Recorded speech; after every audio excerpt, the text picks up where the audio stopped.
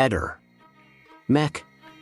Pallister. Liliana Resinovic, nuove analisi e parole di fuoco del fratello Sergio, tutte le sue dichiarazioni, senza tralasciarne una. Le indagini sulla morte di Liliana Resinovic tornano a muoversi con un pacchetto di accertamenti tecnici fissati per lunedì 8 settembre al Dipartimento di Medicina Legale del Policlinico di Ancona, nell'ambito di un incidente probatorio. I laboratori dovranno verificare lame sequestrate di recente, fili di tessuto ritenuti compatibili con un maglione di Sebastiano Visintin e un guanto. Previsti esami genetici, merceologici e dattiloscopici. Parallelamente, sul fronte processuale, la difesa di Visintin ha presentato ricorso contro l'ordinanza del GIP che aveva escluso una terza perizia medico-legale sul corpo di Liliana. Il ricorso è stato ammesso e l'udienza in Cassazione è fissata per il 18 novembre. Di seguito riportiamo tutte le affermazioni di Sergio Resinovic senza ometterne alcuna e le contestualizziamo rispetto agli sviluppi investigativi e giudiziari. Sulle analisi che iniziano l'8 settembre, Sergio accoglie con favore la ripresa degli accertamenti. È contento che si vada avanti, ma mantiene massimo riserbo sui dettagli in attesa degli esiti. L'impostazione è chiara: prima i risultati tecnici, poi i commenti.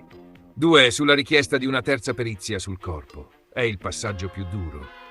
Sergio denuncia una palese contraddizione nella linea difensiva dell'ex cognato. Ieri si puntava sul suicidio e sulla presunta inutilità di ulteriori approfondimenti. Oggi si chiede un'altra perizia. Una discrepanza che, parole sue, fa rabbrividire.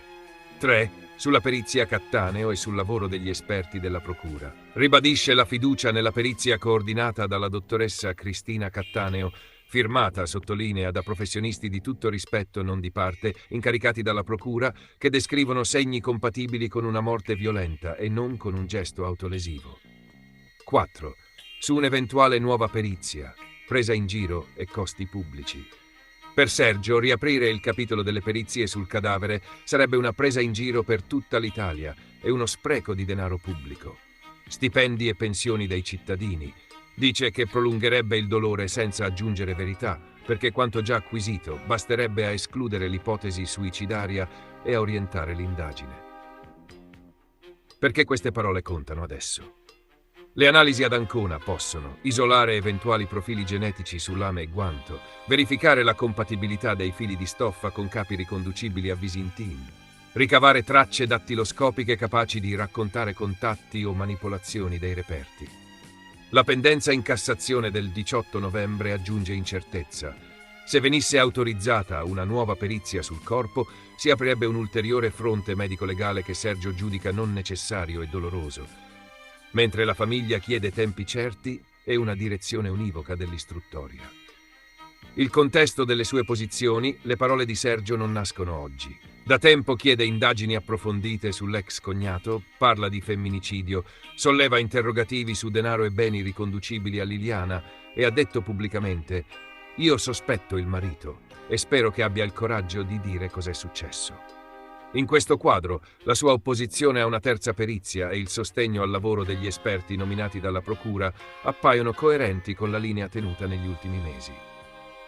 Cosa succede ora? 8 settembre. Avvio degli accertamenti tecnici in incidente probatorio su lame, fili e guanto al Policlinico di Ancona.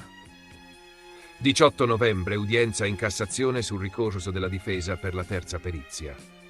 Fino ad allora la posizione di Sergio, qui riportata integralmente nei contenuti, resta netta. Fiducia negli atti già compiuti, no a ulteriori perizie sul cadavere, sia verifiche puntuali sui reperti per consolidare il quadro di una morte violenta e soprattutto per arrivare a risposte definitive. Ehi, non dimenticare di iscriverti a questo canale.